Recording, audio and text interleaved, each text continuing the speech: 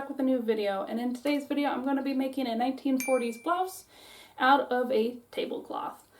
I'm going to let you in on a little secret. I've got a lot of them this year. That's not the secret, but the secret is I did buy some material. So I was out the other day and I saw this thrift store that was going out of business, so they were having a super duper mega sale. I obviously had to go in. So I did, and in the back room they said everything in here is 10 cents a piece. So I went in and I found this adorable tablecloth.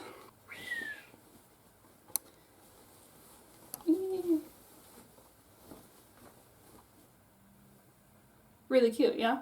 And best part is I do believe it's cotton. It feels like a cotton at the very least. It is super cute. It's not particularly big, and I didn't have much of an idea at the time for what I was specifically making, just, oh, this is enough to make a blouse. And that was good enough for me, particularly because it was 10 cents, and you really can't beat 10 cents. So I obviously had to pick it up with some other stuff, but we'll get to that later. And because I'm not supposed to be buying new material, I'm going to make myself feel better by using the material now. It's okay to buy more fabric if you just make it right away, right? That's not part of the rules, Ariel. So I'm going to be turning this tablecloth into this Simplicity 1868 pattern. It is circa 1947. And I ideally would like to make view 3. And obviously I don't have enough materials because even though it's a tablecloth, it is for one circular, so there's less fabric for it anyway, but it's not very big. Luckily, like I had said, it is cotton, so I'm going to be pairing it with this white cotton. It's just plain, and I think it's going to go really nice as a contrasting color, with the shoulders and the upper parts of the sleeve arms being the pink patterned tablecloth, and then the main body of the blouse along with the lower parts of the sleeves being the white. If I don't have enough material, because I have not put the pattern yet on the material, I will be doing view 2 and making the patterned pieces on the envelope model, the patterned pink tablecloth. I'm also going to be doing another no-no. I'm not going to be doing a mock-up because it's size 18. This is pretty close to my present size, or at least my mental present size. I'm just going to size it up 1. And with that, let us get started. Alright, so right off the bat, this pattern is a lot more delicate than I'm normally used to working with, and I am a little concerned about it ripping because it's already falling apart. So I'm going to redraft it first on draft paper. I don't normally redraft, I usually just cut the pieces directly onto my fabric unless I need to resize it. I think I said I wasn't going to do a mock-up. I've changed my mind. I am going to do a mock-up, mostly because I want to get rid of this dress that has just been sitting in my mending pile forever. It is a old walkaway dress that I made like 6 years ago. I wore it a lot, and I think I've gotten my use out of it, so I'm going to use that as a mock-up for this blouse. And I think ideally I would love if it could be a wearable mock-up. So we're doing 2 refashions today. Before I can begin the resizing, I cut off the extra tissue paper from the uncut pieces. This blouse appears to be well used, but whoever used it didn't like long sleeves apparently.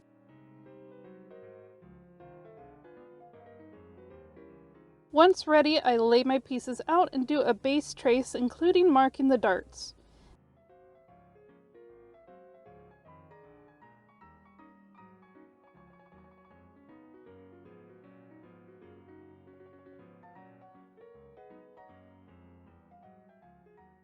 After the base trace is complete, I begin the resizing, usually grading up about 1/4 inch per size.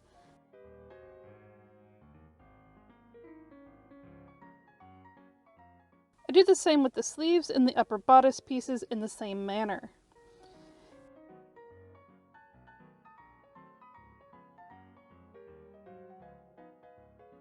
With my pattern drafted, I can lay out my mock-up. I love this dress, but there is discoloration around the chest that I don't like.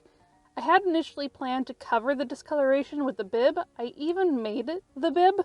However, I just never got around to making it, and I think I'll appreciate it more as a blouse. It does mean I need a new walkway dress though.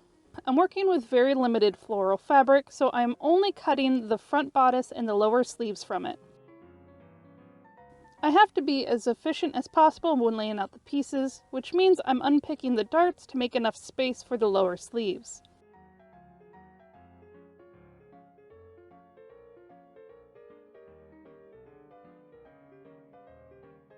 Eventually I get smart and remove the front bodice from the back bodice to make my life easier and to annoy Mr. Black less. I also made sure to salvage what I could, such as this button closure on the back. Welcome back, little buddy. I have significantly more blue fabric to cut the back bodice, upper front bodice, and upper sleeves from. The main challenge here is keeping the grain straight so my pieces don't come out distorted.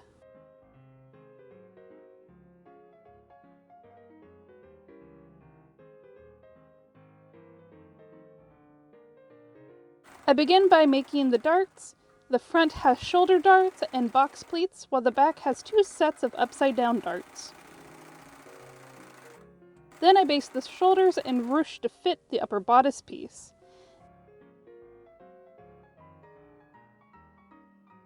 After which I top stitch the lower bodice to the upper bodice.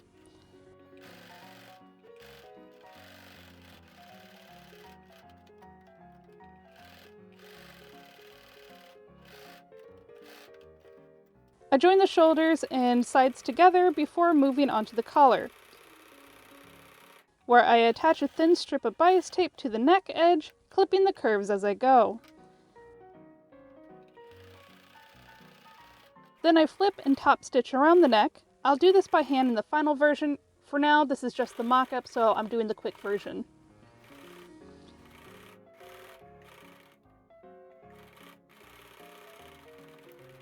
After that, I make the sleeves by joining the side seams, then easing the lower sleeve onto the upper sleeve. I attach just the one sleeve, and I try it on. So first off, my generous hips prevent me from closing the bottom. Go figure. There is just too much bottom for this bottom.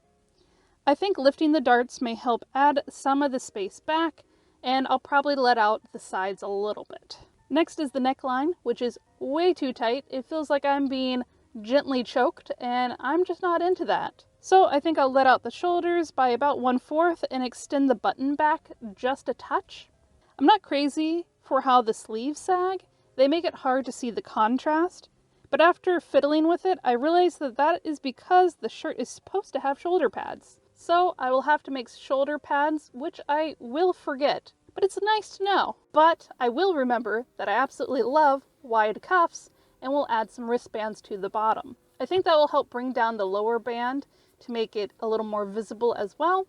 I'll unpick this mock-up and make my noted alterations and finish it like a normal project. But for now, I'm ready to move on to the actual tablecloth blouse. I evidently didn't press record when cutting the tablecloth, but imagine I'm doing it now.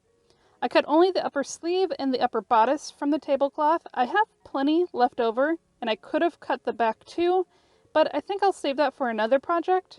So the rest of the blouse will get cut from plain white cotton. I also did not film that. In addition, because the tablecloth is so sheer, I will line the upper bodice piece with white cotton and baste them together. The tablecloth blouse is assembled in much the same way as the mock-up, only the darts are higher, the neckline is wider, and the sleeves have the added cuffs. I used the cuff piece from view 1, cutting and sandwiching white cotton and muslin together, serging the edges, then flipping inside out. Followed by making the sleeves in much the same manner as before, except prior to joining the lower and upper portions, I add the cuff to the lower sleeve first. If it looks like I'm doing this step after joining the sleeves, it's because I learned from my mistake, but I only recorded my struggles.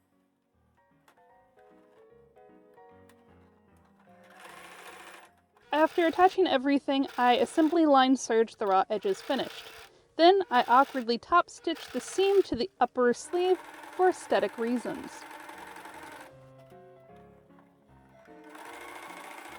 Finally, I serged the hem and finished it with bias tape that I had planned to hand tack down, but started to feel lazy and poorly top-stitched it instead.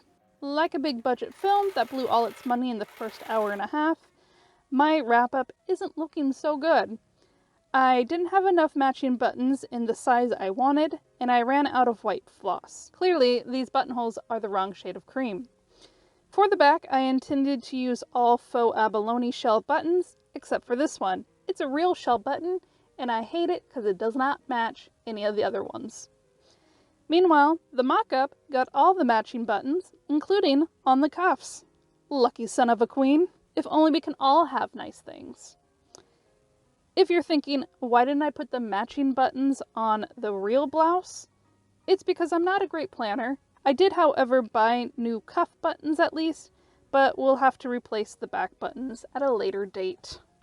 Anyway, it is time for the reveal.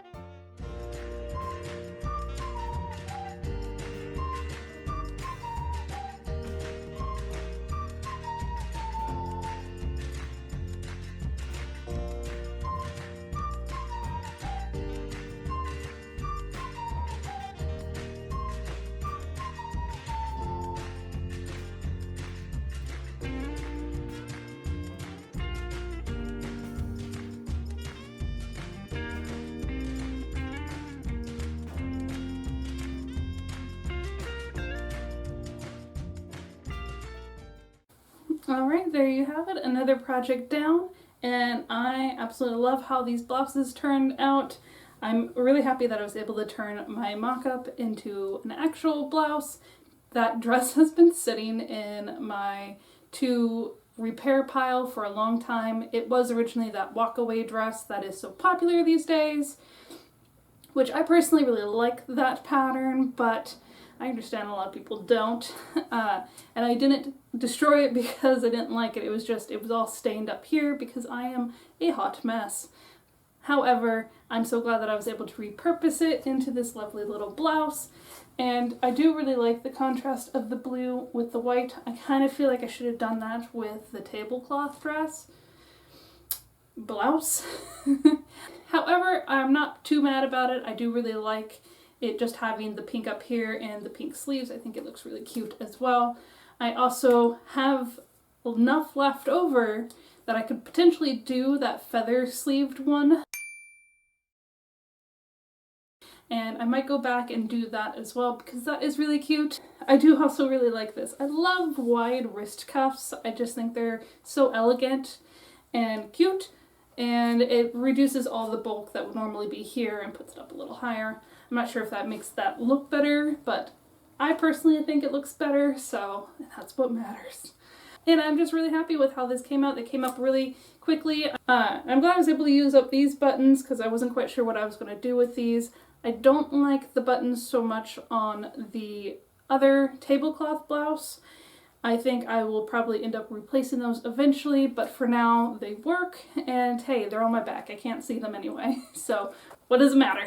And now it is for the breakdown of the materials and costs and all that stuff. I did end up buying the tablecloth, as I had mentioned, but it was only 10 cents, and I used it right away, and there is some left over that I think I'll have enough to make another blouse. So really, getting 2 blouses from that will make me quite happy, and it's okay that I bought some fabric because it was 10 cents, and I used it.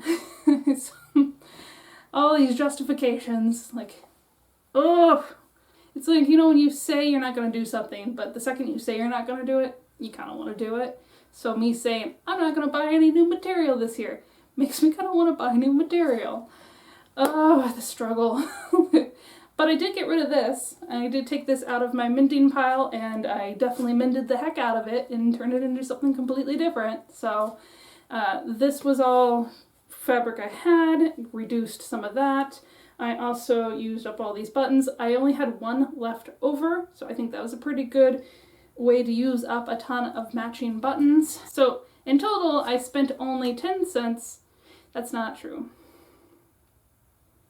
Other blouse, I did not like the buttons, and I did end up buying cuff buttons because I had enough, just enough, and I somehow lost one of them and I can't find where it went. So I had to go and buy a pack of buttons, and I do have some left over, so that was kind of a jump back, but not so bad. I think eventually when I do replace those buttons, I think those buttons that are on it now are just going to go and be craft buttons and maybe glue them onto stuff as opposed to save them for sewing. Because they're cute, but I just don't really like them. I bought them for 90 cents a pack, and I bought 2 packs, which comes out to $1.80 for those. So in total, the 2 blouses cost me $1.90 in total, and I only brought in some fabric and some buttons, which is pretty much everything that I used for it. And I did bring in some fabric and some buttons, but I feel like I got rid of a lot more than I actually brought in to make this blouse. And so I feel like I did pretty good. I think maybe like a C+ or a low B on the grand scheme of things as far as trying to purge stuff, because I do have less than I had when I started. So I feel like it's good. I give myself a B-. Anyway, with that, I hope you liked this video, and if you did, please consider liking and subscribing. I release a new video every other Sunday, and sometimes with a bonus in between. Until then, you have a good day. Bye!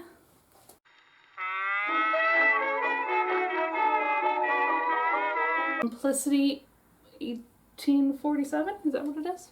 No. 1868. Ariel. God, why can't you figure stuff out? Why can't you remember things? Alright. Good kitty. Good kitty. You smell that? Yeah? Who's here? Oh, you didn't get your claws in it.